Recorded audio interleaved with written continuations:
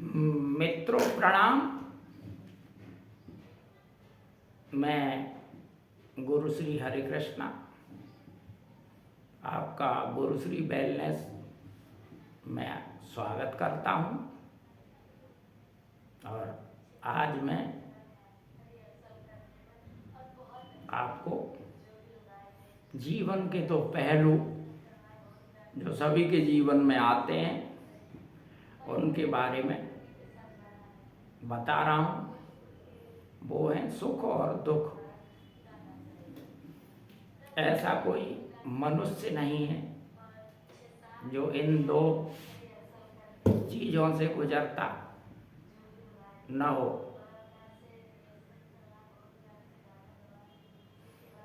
तो सुख से गुजरता है, फिर कभी दुख से गुजरता है। इसलिए एक कवि ने एक गाने में कहा गया है कि जीवन है वो गांव, कभी धूप कभी छांव। तो इसी तरह से सुख और दुख क्रम से आते रहते हैं जीवन में। और सुख दुख जो हैं, दुख के बिना सुख का कोई मूल्य नहीं है। इसी तरह से सुख की पहचान दुख से है और दुख की पहचान सुख से है। और लोग बड़ी भूल में हैं। आज मैं अपने सत्संग में आपको बता रहा हूँ, लोग बड़ी भूल में हैं। अगर आप एक निचले स्तर पे हैं, लोअर मिडिल क्लास जीवन जी रहे हैं, तो जो आपको होते हैं, जिनको आप दुख सुख समझते हैं, वो दुख सुख नहीं है, वो कष्ट है। जैसे आज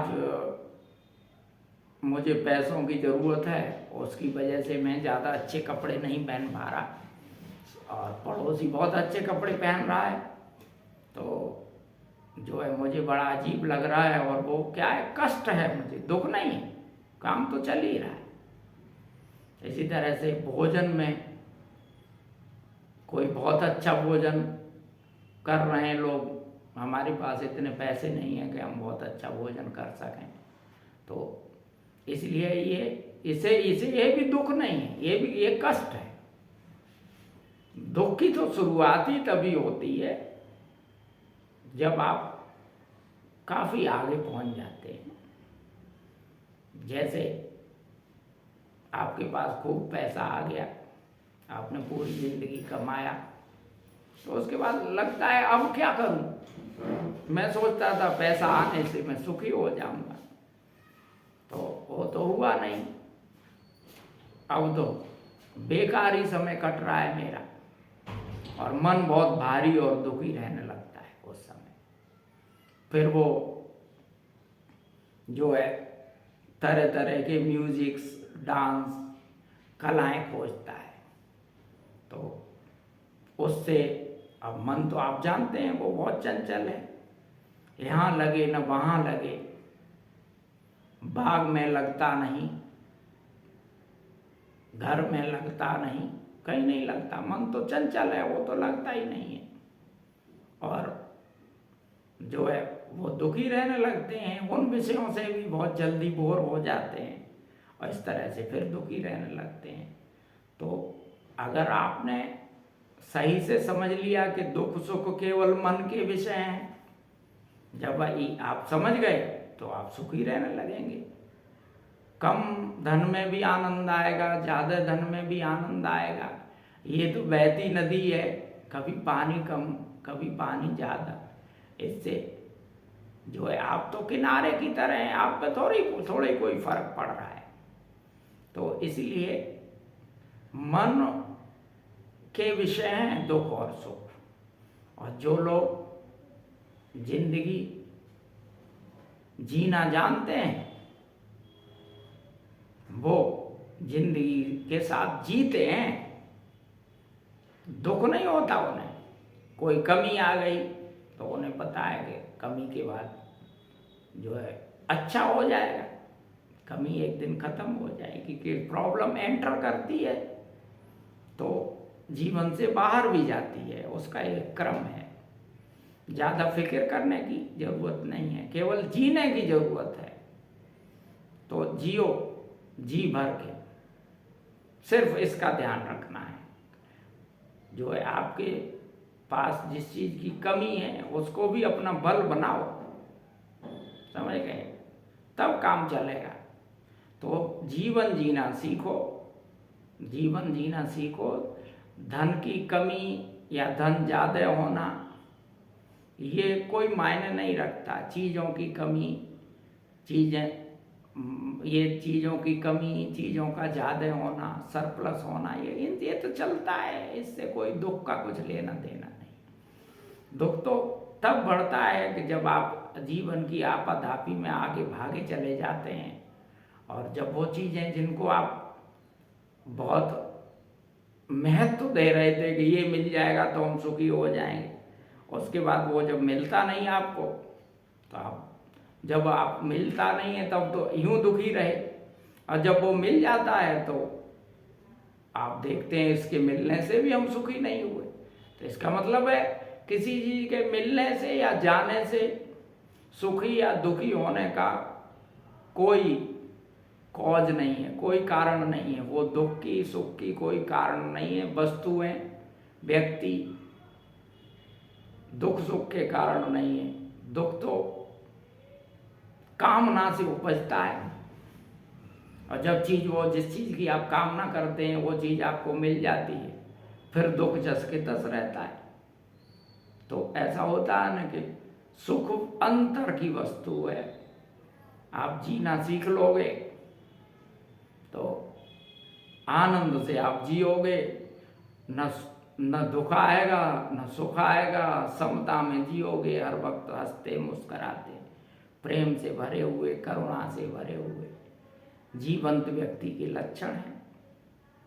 तो मैं तो गुरु श्री वेलनेस में यही सिखाता हूँ, लोगों का उपचार करता हूँ और जीना सिखाता हूँ। आनंद की पाठशाला चलाता हूँ, मस्ती की पाठशाला चलाता हूँ। हमसे जुड़ो। हमारी वेबसाइट gurushriwellness.com है। हमारा चैनल ये है गुरुश्री वेलनेस। इसको लाइक भी करो, सब्सक्राइब भी करो, ताकि और रोज नित नए वीडियो में डालता रहूं, आप आनंद लेते रहो। और मेरी तो ये चर्चा ऐसी है, ये कोई सत्संग नहीं है, ये तो हरिकिशन फक्कड़ का बत्संग है। और बत्संग में बातों ही बातों में बात निकल आती है मतलब की। और ये लाइफ मैनेजमेंट है एक तरह का, ये सबसे बड़ा लाइफ मैनेजमेंट है दुनिया में। ये जो क्या कहते हैं, लाइफ मैनेजमेंट वाले गुरु जो घूमते हैं दूसरों को बताते हैं, इनकी खुद ही लाइफ उनकी लाइफ देख लो तो बिगड़ी पड़ी है पूरी तरह से, कि वो तथ्य नहीं जानते, उनका किताबी ज्ञान है। मेरी लाइफ देख लो, आपको मजा आ जाएगा, आप जान जाओगे कि ये जो है किताबों वाली बात नहीं है, ये सब अनुभव है। और मैं जीता भी इसी तरह हूं। देखा ना आपने, कभी जो है साधु वस्त्र पहने होता हूं, कभी टाई लगाए होता हूं, ये जीने का मजा। और बहरूपिये तो हम लोग हैं ही, संसार में सब बहरूपिये ही हैं। नाना तरह रूप धर नृत्य करे नट कोय, सोई सोई भाव दिखावे आपन होय न सोय। कोई भी जो है नाटक का पात्र राम बन जाता है, कभी रावण बन जाता है, समझ गए। तो वो भाव दिखाता है जो खुद नहीं होता। खुद तो मैं जो हूँ वो आत्मा हूँ, और ये शरीर ही नौटंकी का खजाना है। किसी का पिता हूँ, किसी का बेटा हूँ, किसी का पति हूँ, किसी का मामा हूँ, किसी का चाचा हूँ। तो कितने भाव दिखाने पड़ते हैं हमको। तो ये भाव दिखाने में ये हम एक तरह की लीला कर रहे हैं। इसी को भारत में लीला कहा गया। लीला शब्द कहीं नहीं कहा गया, कि जो हम लोग यहाँ कर रहे हैं क्या, ये लीला का मतलब है तरह तरह की नौटंकी, समझ गए। कहीं फॉर्मल हो जाते हैं, कहीं इनफॉर्मल हो जाते हैं, कहीं जो है शुद्ध हिंदी में बात करते हैं, कहीं अंग्रेजी में बात करते हैं, कहीं देसी भाषा बोलते हैं, समझे। तो ये क्या है ना, ये एक लीला है। तो यार वो लीला को लीला की तरह लो, बहुत गहरे से लेने की जरूरत नहीं है इसको। अगर आप इसको गहरे से लेने लगोगे तो दुख सुख आएंगे। लीला को लीला की तरह लोगे, समझ गए। इसमें क्या है कि जैसे आप एक बार एक जगह रामलीला हो रही थी, तो वहाँ क्या कहते हैं, एक हनुमान जी बने हुए थे। हनुमान जी को आकाश से आना था, तो एक तार बांध रखा था, तो तार से सरक के हनुमान जी वहाँ आते, तो हनुमान जी वहाँ से चले, बीच में तार गया, टूट रहा, हनुमान जी धड़ाम से गिर गए। जब धड़ाम से गिर गए, अरे उन्होंने कही अरे हनुमान जी आ गए आ गए, तो हनुमान जी अरे हमारी तो कमर ही टूट गई। तो सवाल ये है कि यहाँ तो लीला हो रही है भाई, असलियत में कुछ नहीं है। तुम काम का दुखी होते हो, क्या फायदा। कोई मर जाता है, तुम बड़े दुखी होते हो। अरे भाई नाटक हो रहा है, समझ गए, कुछ नहीं है यार। रोल को अपने को अच्छी तरह से प्ले करो। यहां से आप दो चीजें ही बटोर सकते हो, एक तो हूटिंग या क्लैपिंग।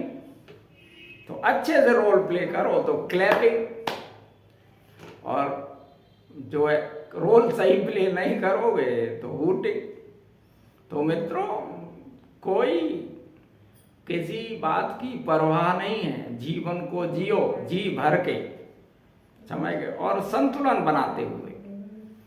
और जीवन को अगर आप जी भर के जियोगे तो आपको अपनी शक्ति बरकरार रखनी पड़ेगी, और शक्ति बरकरार रखने के लिए आपको अपने आप को चार्ज करना पड़ेगा, क्योंकि यूनिवर्स से जो एनर्जी बरस रही है, आपके जो चार्जिंग पॉइंट हैं वही मैले हो गए, उनमें घुस ही नहीं पा रही। तो चार्जिंग पॉइंटों को खोलो और उस एनर्जी को लेते रहो, और यहाँ संसार में जीते रहो और भोग करते रहो, संसार का एंजॉय करो।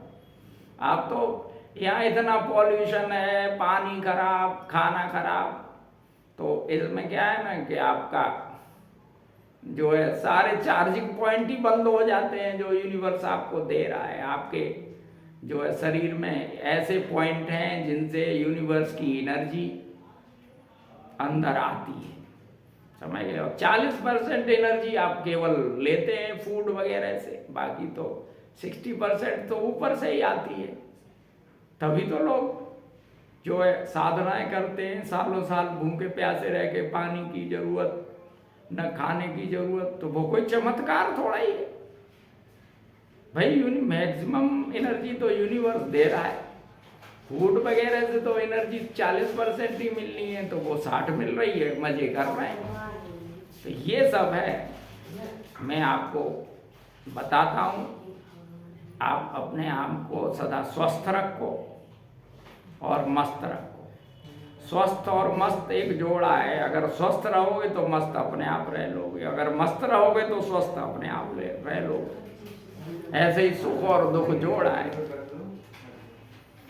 30 दिन आप आनंद में रहे, एक दिन आपके पेट में दर्द हो गया, तो उसके बाद जो है आप वो एक दिन याद रखते हैं दुख का, सुख के 30 दिन याद नहीं रखते। आपको आदत पड़ी हुई है दुख के फुटनोट बनाने की। आप आदी हैं, मनुष्य सभ्यता आदी है खराब समय को लिखने की। अच्छे समय को कभी नहीं आप याद। इसलिए आप स्वस्थ रहो और मस्त रहो। मेरी शुभकामनाएं आपको, मेरी वेल विशेष हैं। मेरा आपको बहुत हार्दिक धन्यवाद है, आपने हमें सुना। प्रणाम।